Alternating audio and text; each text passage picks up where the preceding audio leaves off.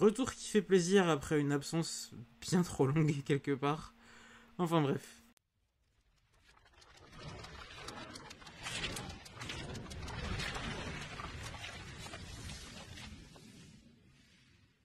Salut, c'est Fat Black, et aujourd'hui, review des épisodes 6 et 7 de la seconde saison de Mushoku Tensei. Review qui sera assez courte, j'ai pas énormément de choses à dire concernant ces épisodes, surtout le 7. Le 6 a quelques éléments intéressants à mes yeux, mais voilà. Et du coup, si vous avez pas patienté en regardant d'autres de mes vidéos, vous pouvez toujours le faire, elles sont toujours disponibles sur ma chaîne. Notamment une série de vidéos qui retrace la première saison de Mushoku Tensei, mes reviews de la première saison de Mushoku Tensei, un récapitulatif de la première saison de Mushoku Tensei, ainsi que d'autres vidéos qui ne sont pas liées à Mushoku Tensei. Enfin bref, ceci étant dit, commençons donc la review.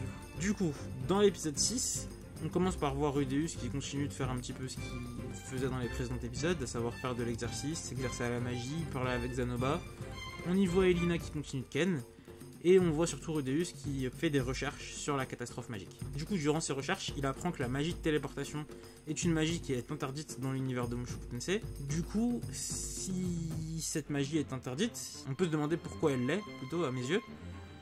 Et j'imagine quelque part que si elle est interdite, c'est probablement lié à la place, puisque tous les événements un peu interdits, dangereux ou ce genre de choses semblent être liés au personnage. Du coup, j'imagine que c'est pour éviter que le personnage puisse se téléporter en dehors de sa prison, pour éviter qu'on téléporte des prisonniers en dehors de leur cellule ou ce genre de choses, qu'une telle magie a été interdite, ou pour éviter énormément de méfaits qui peuvent être causés justement par l'usage de cette magie.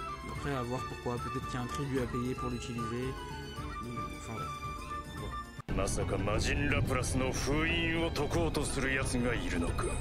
On voit ensuite dans cet épisode que Sylphid tente d'aider Rudeus à comprendre les origines de la téléportation. On voit qu'elle lui propose son aide parce qu'elle aurait perdu soi-disant un ami dans la catastrophe magique, qu'elle a appris récemment qu'il a été réapparu mais qu'elle n'a pas été à sa recherche, ce genre de choses. Bon, voilà, on sait tous de qui on parle.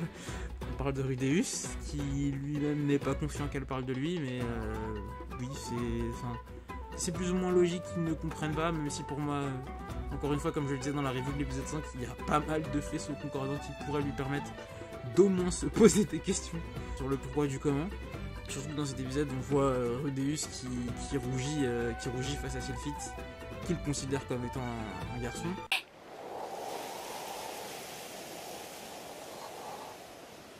Et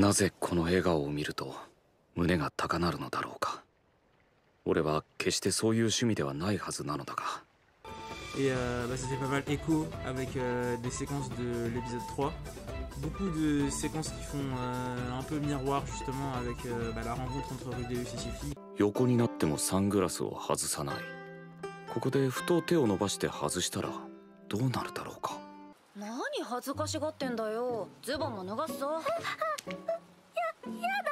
Comment il considérait Sylphid à cette époque-là.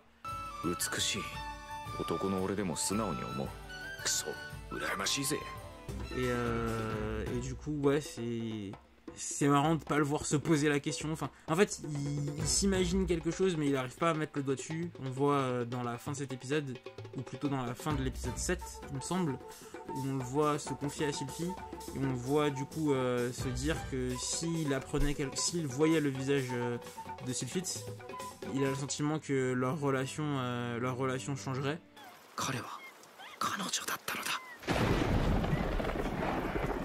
Et que du coup ce serait plus du tout comme avant. Et à ce moment là il pourrait même s'il aurait pu dans l'épisode précédent se dire que potentiellement il parle à quelqu'un qu'il connaît déjà, ce genre de choses. Enfin, ouais, je sais pas, j'ai du mal à comprendre qu'ils comprennent pas, honnêtement. Même si je sais que pour la plupart des gens c'est compréhensible, les lunettes, le changement de couleur de cheveux, ce genre de choses, mais pour moi le côté elfe qui maîtrise la magie depuis l'enfance, avec le même bâton, le même âge. Je sais pas, genre c'est... La question se pose, mais bon. Allez. Autre point du coup que j'ai trouvé plutôt sympa, c'est mais qui est plus mineur, c'est le fait que dans cet épisode, l'épisode 6, mais également dans l'épisode 7, il me semble, on a eu un petit moment comme ça. Quoique non, c'était vraiment dans le 6. Les personnages ne comprennent pas les anglicismes de Rudeus. Par exemple, à un moment, il mentionne des lunettes de soleil en disant sunglass. 先輩はどうしてサングラスをつけているんですか？サングラス？ああ、これのこと？ Et du coup, c'est assez intéressant de voir que les personnages ne comprennent pas l'anglais quand Rudeus en parle, qu'ils comprennent la langue commune que Rudeus utilise, mais qu'il y a quand même des mots qui sont pas capables de percevoir et qui sont plus obligés d'essayer de comprendre. Donc c'est un petit détail, hein, c'est con, mais j'apprécie toujours de voir ça dans les épisodes de Mushoku Tensei, qu'on fait attention à ce genre de petits détails, c'est sympa. Après, du coup, il y a le point qui a fait quelque part un petit peu polémique de ce que j'ai pu voir sur les réseaux sociaux. C'est le côté, dans l'épisode 6, allons trouver un esclave dans la joie et la bonne humeur. 一度ザノバに聞いてみてから次の月休みに奴隷市場に行ってみますよ。うん。いい子が見つかるといいね。先輩も一緒に行きますか？いいの？邪魔にならないかな。いえいえ。アドバイスをもらったお礼に食事でもおごりますよ。Et en fait, dans cet épisode, personnellement, je n'ai pas trouvé ça choquant parce que bon, l'esclavagisme, c'est pas bien, c'est craint, on est tous d'accord, on est totalement d'accord avec ça. Ça paraît évident. Mais dans l'univers de Mushoku Tensei, dans la période où ça se situe, c'est quelque chose de courant, c'est quelque chose de normal, c'est quelque chose contre lequel Rudeus ne peut pas aller réellement.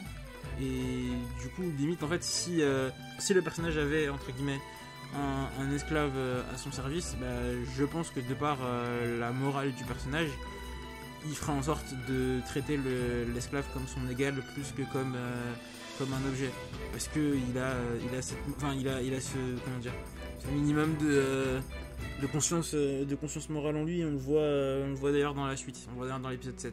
本来なら購入した奴隷には逃げられないように焼き印あるいは特殊な魔術印などを施すのが普通だが、ジュリは奴隷ではなくあくまで俺の弟子、そしてザノバの妹でした。 C'est juste qu'il est contraint, qu'il est un petit peu contraint et forcé de vivre avec les normes de ce monde. C'est vrai que on le voit pas vraiment particulièrement surpris, choqué, chamboulé par la façon dont les choses fonctionnent dans cet épisode. Mais voilà, c'est plus ou moins comme ça, j'ai envie de dire. Personnellement, je trouve pas ça offusquant ou horrible ou tragique ou ce genre de truc. Enfin voilà. Je sais même pas comment dire parce que tellement pour moi c'est pas. Enfin c'est un non-débat en fait, c'est pas quelque chose de particulièrement choquant. Par contre, ce que j'ai trouvé intéressant, c'est de le voir réellement réussir à comprendre Julie, du coup, qui sera baptisée, enfin l'esclave du coup baptisée Julie dans cet épisode, de réellement réussir à la comprendre, de voir que elle attend plus ou moins la mort et de chercher à l'aider de la façon dont il peut. Parce que du coup, il le dit, il peut pas la protéger, il peut pas la sauver comme ça. 俺に彼女の人生を救ってやることはできない。そりゃここで彼女を購入し仕事を与えてやることはできる。けどそれが救いではないことを俺はよく知っているつもりだ。Il peut essayer de lui offrir un cadre de vie à peu près décent, même si ce sera pas son esclave à lui, ce sera l'esclave de Zanoba. Mais au moins en devenant l'esclave de Zanoba, elle pourra avoir une condition de vie bien meilleure que celle qu'elle a et du coup elle sera un petit peu l'élève de Rudeus et il pourrait lui apprendre ce qu'il sait, ce genre de choses. Et du coup ouais, c'était appréciable de le voir faire preuve de compassion en fait pour quelqu'un. やりたくないものを無理やりやらされても決して救いではない。むしろそれなら終わらせてやった方がいい。Rex Massakus. De le voir vraiment comprendre cette personne, dans le sens où lui aussi il a voulu mourir ou en tout cas attendre la mort dans sa vie antérieure et probablement aussi dans celle-ci.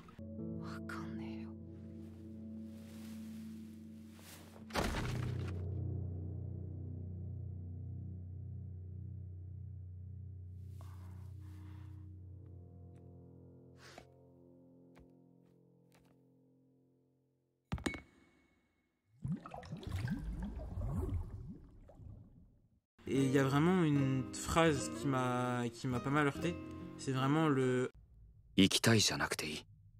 死にたくないで。とりあえずいい。 qui est vraiment, je trouve, assez poignant, assez horrible même, dans un sens. De voir un personnage aussi jeune que Julie, puisqu'elle a 6 ans, bah, se retrouver dans une condition de vie aussi misérable, à, encore une fois, à un âge aussi petit.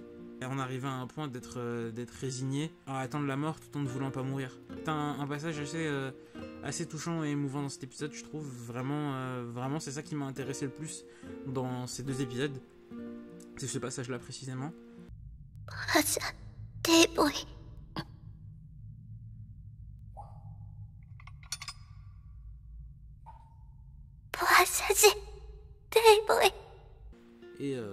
Et oui, point que j'ai beaucoup aimé.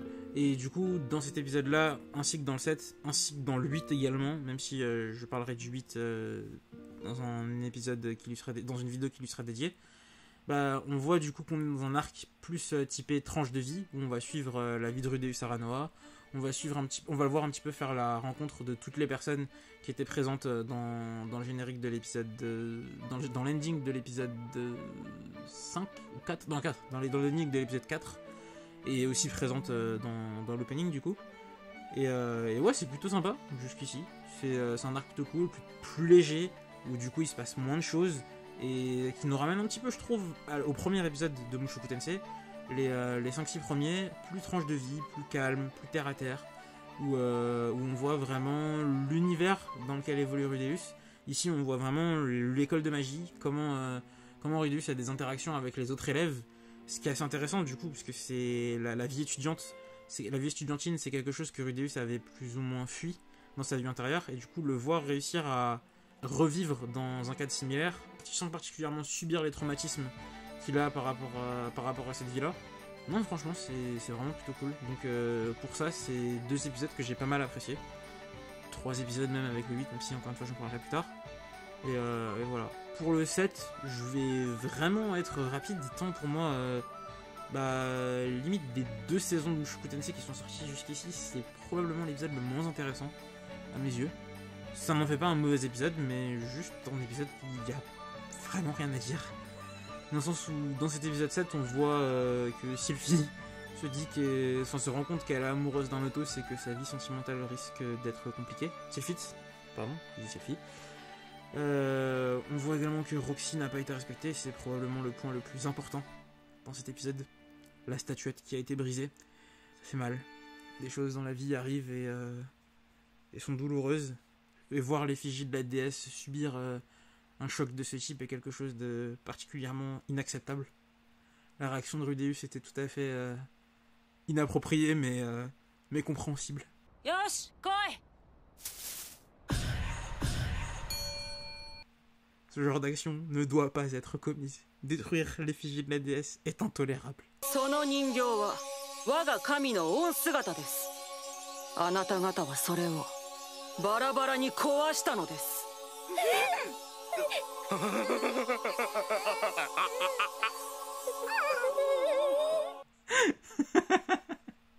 Mais plus sérieusement, oui, cet épisode, c'était plus ou moins du grand n'importe quoi. Où on voyait Rudeus qui agissait avec les bestioles de façon vraiment très très très très très très sombre. Ouais, enfin les seins, la culotte, voilà. On le voit se confier aussi à Sylphie, qui réagit très bizarrement aussi. Enfin, je sais pas, c'est... Ouais, en fait, je sais pas comment dire, mais... le bon sens semble un peu avoir foutu le camp dans cet épisode. ちょっと待って、つまりそのザノバ君と一緒に女の子を監禁してるってこと？いかん。少し誤解させてしまったようだ。部屋にはいますが、エロいことはしてませんよ。そうなの？せいぜい胸を揉んだ程度です。胸は触ったんだ。ええ、少し確かめることがありましたのでね。じゃあそういう意味じゃなくて触ったの？そういう意味ではないですね。そっか。Et ouais, c'est un peu n'importe quoi et ça amène à la conclusion que Rudeus devient le chef de deux bestiales et ça aura des conséquences dans l'épisode suivant du coup. Mais ouais, non, vraiment, cet épisode 7, c'est un petit peu le nawak, le bordel complet. C'est... ouais, j'ai pas d'autre chose à dire.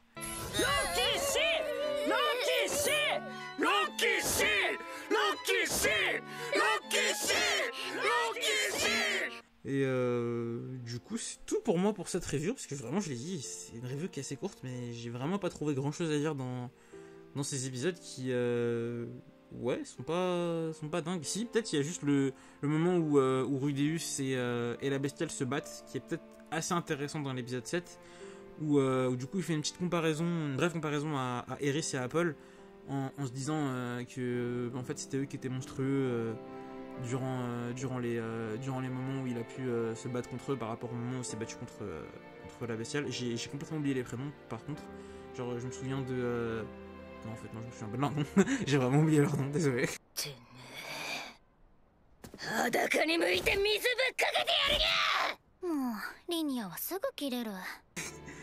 Et Pursena, je crois qu'il y en a une qui s'appelle Pursena. Et c'est la chienne.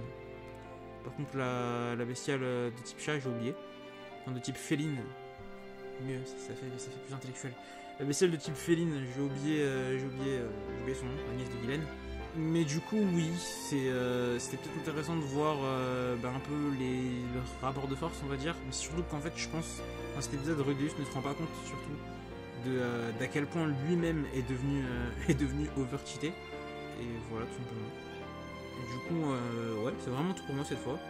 Sur ce, je vous dis likez si vous avez aimé, dislikez si vous n'avez pas aimé, abonnez-vous si vous voulez, partagez si vous le souhaitez, mais surtout commentez. Foncez voir Mushoku Tensei, les reviews que j'ai pu faire également. Et sur ce, à bientôt.